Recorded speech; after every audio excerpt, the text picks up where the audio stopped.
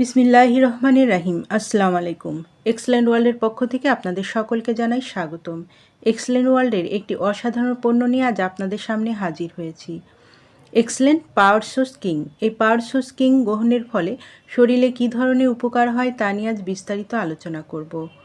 পুরুষের হরমোন ও শারীরিক শক্তি বৃদ্ধির গোপন রহস্য হল এক্সেলেন্ট পাওয়ার সোর্স কিং, যা প্রোস্টেট ক্যান্সার প্রতিরোধ করে এবং রক্ত পরিষ্কার করে স্ট্রোকের ঝুঁকি কমায়।